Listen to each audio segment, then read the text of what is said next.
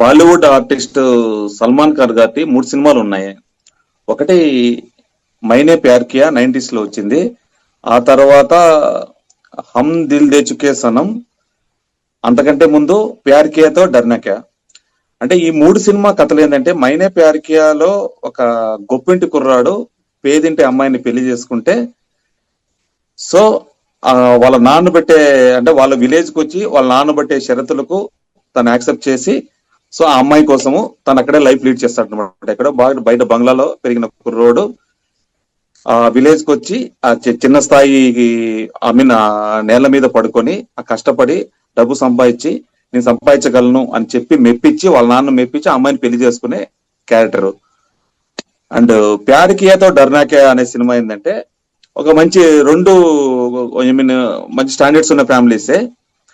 Village లో కాజోల్ వాళ్ళ అన్న ధర్మేంద్ర వీళ్ళ ఫ్యామిలీ ఉంటే, సల్మాన్ ఖాన్ ఆ అమ్మాయిని ప్రేమించి, సో వాళ్ళ విలేజ్ కి వచ్చి వాళ్ళ అన్న పెట్టే షరతులకు తను యాక్సెప్ట్ చేసి ఫార్మింగ్ చేయాలనేసి వాళ్ళ అన్న తను మెప్పించి, ఐ మీన్ వాళ్ళ అన్న సల్మాన్ ఖాన్ మెప్పించి అమ్మని పెళ్లి చేసుకుంటాడు.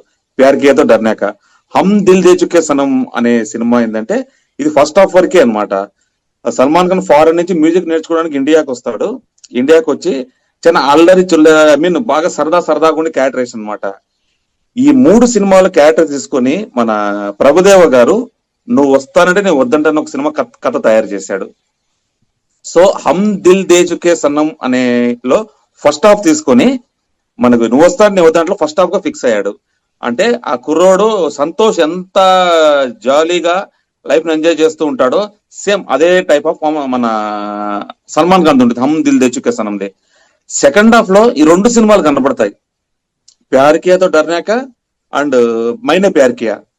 ఈ 2 సినిమాలను అంటే మన పాత క్లాసిక్స్ కి వెళ్ళి పాత సినిమాలను చూసేనేమో మనం కొత్త ఫ్లేవర్ తయారు చేయొచ్చు అని ఇన్స్పిరేషన్ ఇచ్చి గొప్ప మ్యూజికల్ లవ్ స్టోరీని మనకు అందించింది నువ్వు వస్తా అంటే నీ వద్దంటానా ప్రభుదేవ గారి డైరెక్షన్ లో.